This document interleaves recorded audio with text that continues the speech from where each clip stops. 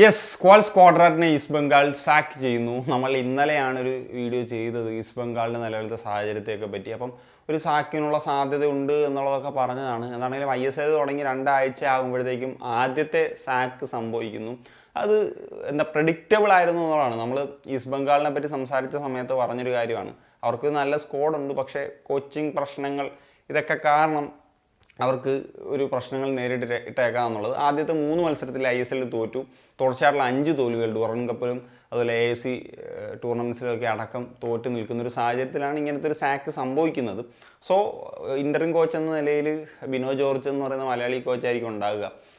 എന്താണെങ്കിലും പുതിയൊരു കോച്ച് വരും ഉടനെ തന്നെ. അത് ഇനിയിപ്പോൾ ആരാണ് വരുന്നതെന്നുള്ളത് നമുക്ക് നോക്കി കാണാം. പിന്നെ വേറൊരു കാര്യം എന്ന് വെച്ചാൽ ഇപ്പോൾ ഡെർബിയൊക്കെയാണ് വരാൻ പോകുന്നത്. അപ്പം അതിലും കൂടിയൊക്കെ എന്താ പറയുക, തോറ്റ് കഴിഞ്ഞാൽ ഫാൻസൊക്കെ എന്താ ചെയ്യുന്നതെന്ന് അറിയത്തില്ല. അത്രയ്ക്ക് അൺഹാപ്പി ആയിരുന്നു നിലവിലത്തെ ഒരു സാഹചര്യത്തിൽ ഈസ്റ്റ് ബംഗാളിൻ്റെ ഫാൻസ് എന്നുള്ളതൊക്കെ നമ്മൾ കണ്ടിട്ടുള്ളൊരു കാര്യമാണല്ലോ. പിന്നെ കോച്ചിങ് പ്രശ്നം ഉണ്ടെങ്കിലും മറ്റൊരു പ്രശ്നം കൂടെ ഉണ്ട് ഇപ്പം ഈസ്റ്റ് ബംഗാളിനെ സംബന്ധിച്ചിടത്തോളം. അപ്പം പുള്ളിയെ സംബന്ധിച്ചിടത്തോളം അദ്ദേഹത്തിൻ്റെ ഒരു സ്റ്റൈൽ എന്ന് പറഞ്ഞാൽ കുറച്ച് ഡിഫെൻസീവായിട്ട് ഫിസിക്കൽ ഗെയിം കളിച്ച് സെറ്റ് പീസ് സിറ്റുവേഷൻസ് ഒക്കെ മുതലാക്കി അങ്ങനത്തെ രീതിയിലൊക്കെ കളിക്കുന്ന ഒരു കോച്ചാണ്.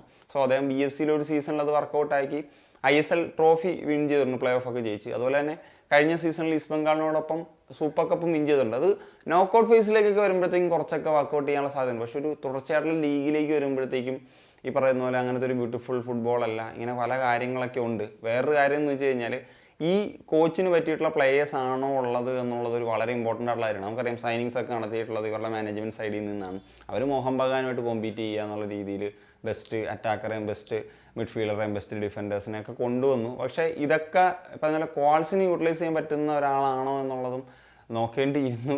സോ അങ്ങനത്തെ ഈ പറഞ്ഞ ഫാക്ടേഴ്സാണ് ഇവർക്ക് കാര്യങ്ങൾ വർക്കൗട്ട് ആകാതെ പോയതിലൊരു കാരണമായിട്ട് പറയുന്നത്. എന്താണെങ്കിലും നമുക്ക് നോക്കിക്കാണാം ഇനി ആരായിരിക്കും വരാൻ പോകുന്നത്. പുതിയ കോച്ച് വന്നിട്ട് ഈസ്റ്റ് ബംഗാളിന് ചേഞ്ച് ഉണ്ടാക്കുമോ? കാരണം അവർ അത്രയും സ്പെൻഡ് ചെയ്ത് നല്ലൊരു സ്ക്വാഡൊക്കെ തന്നെയാണ് അവർക്കുള്ളതെന്നുള്ള കാര്യത്തിൽ സംശയമൊന്നും ഇല്ലല്ലോ. So that's it. അപ്പോൾ എന്താണ് നിങ്ങളുടെ ഒരു ഒപ്പീനിയൻ? തീർച്ചയായിട്ടും കമ്പോസ് ചെയ്യാൻ വേണ്ടി കാണുക.